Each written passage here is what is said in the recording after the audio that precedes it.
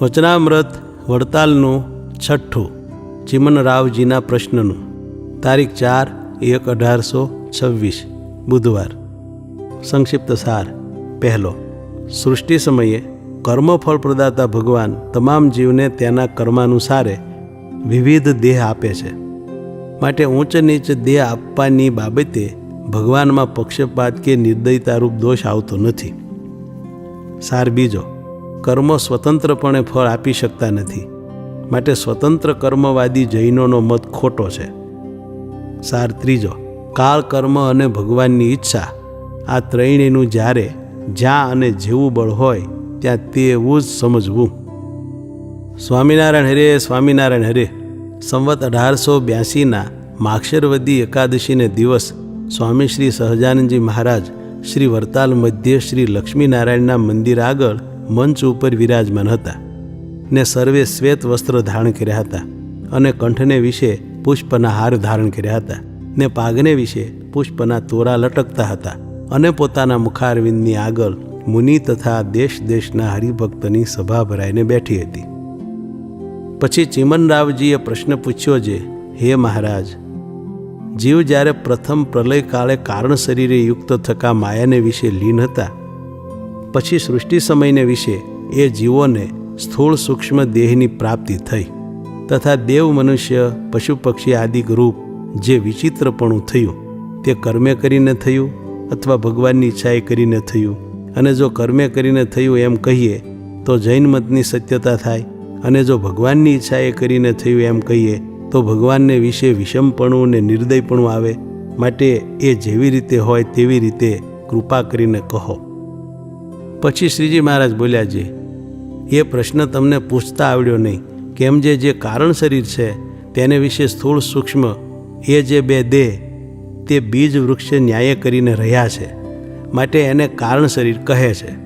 અને એ જે કારણ શરીર છે તે અવિદ્યાત્મક છે ને અનાદિ છે ને સંચિત કર્મે યુક્ત છે.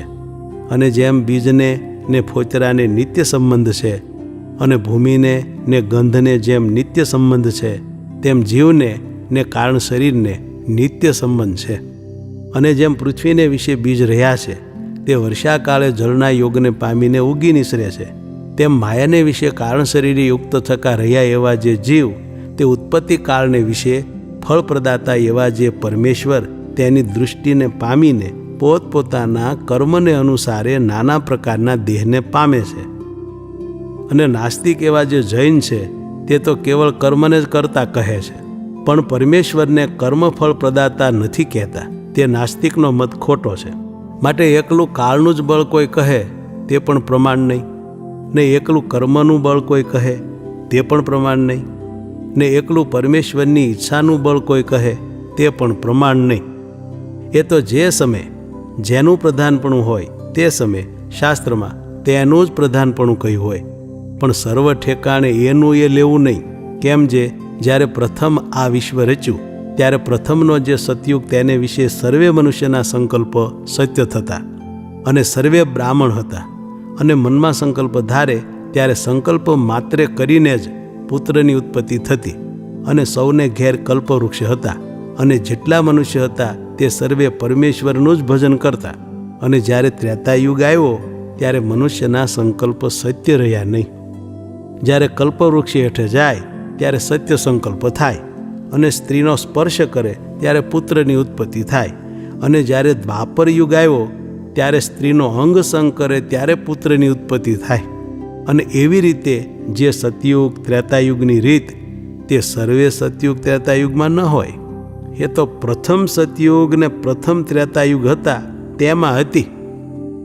એવી રીતે જ્યારે શુભકાળ બળવાનપણે પ્રવર્તે ત્યારે જીવના અશુભ કર્મના સામર્થ્યને ન્યૂન કરી નાખે છે.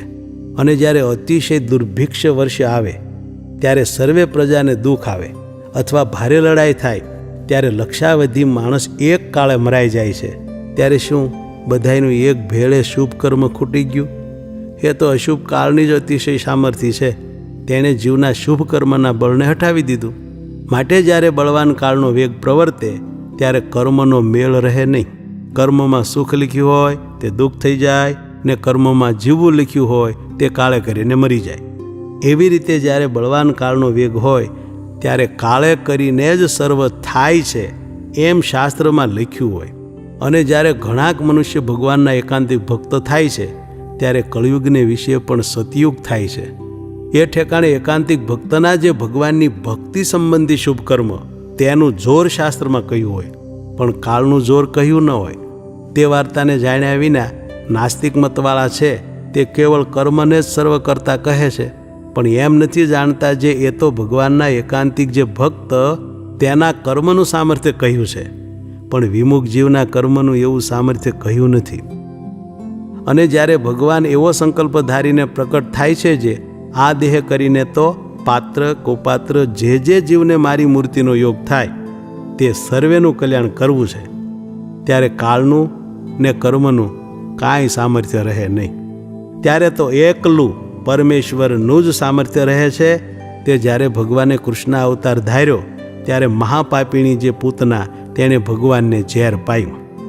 તેને શ્રીકૃષ્ણ ભગવાને પોતાની માતાજી યશોદાજી તે બરાબર ગતિ આપી, અને બીજા પણ મહાપાપી દૈત હતા તે ભગવાનને મારવા આવ્યા હતા, તેને પણ શ્રીકૃષ્ણ ભગવાન પરમપદ આપતા હોવા ને બીજા પણ જે ભાવે કરીને શ્રીકૃષ્ણ ભગવાનના સંબંધને પામ્યા તે સર્વેનું કલ્યાણ કર્યું.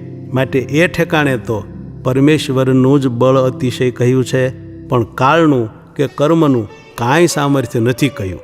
માટે જે ઠેકાણે જેવું પ્રકરણ તે ઠેકાણે તેવું જાણવું.